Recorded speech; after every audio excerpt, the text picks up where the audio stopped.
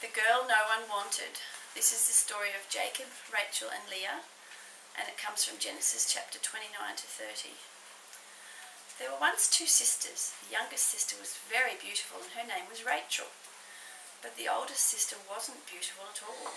Some thought her quite ugly, and her name was Leah. Rachel was the kind of girl who always gets invited to parties and chosen for the team. Everyone loved her, and poor Leah, no one hardly even noticed her. One day their cousin Jacob came to stay. He was one of Isaac's sons and he was on the run. Jacob had stolen and cheated and made some enemies, including his own brother, and now he was hiding. The funny thing is, Jacob of all people was the one God gave the special promise to, the same promise he'd given to his grandfather Abraham. I'll rescue the world through your family. But then God chooses people we least expect, as we will see.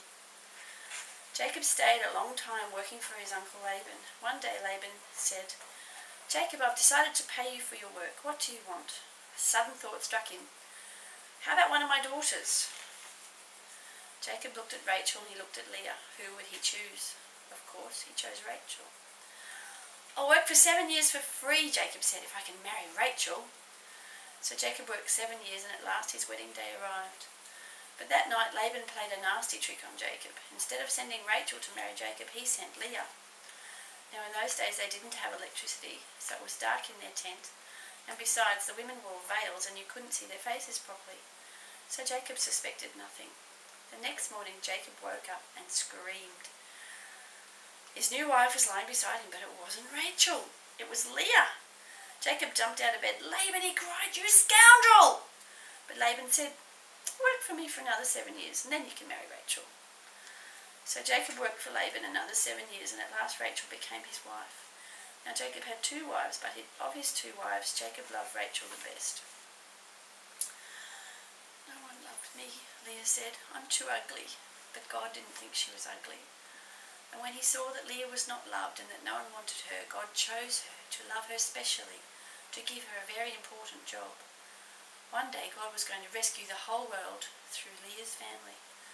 Now when Leah knew that God loved her in her heart, suddenly it didn't matter anymore whether her husband loved her the best or if she was the prettiest. Someone had chosen her.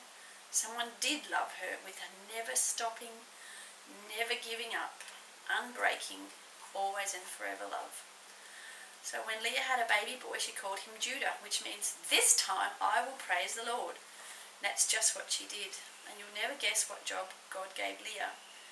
You see, when God looked at Leah, he saw a princess, and sure enough, that's exactly what she became. One of Leah's children's children would be a prince, the Prince of Heaven, God's son.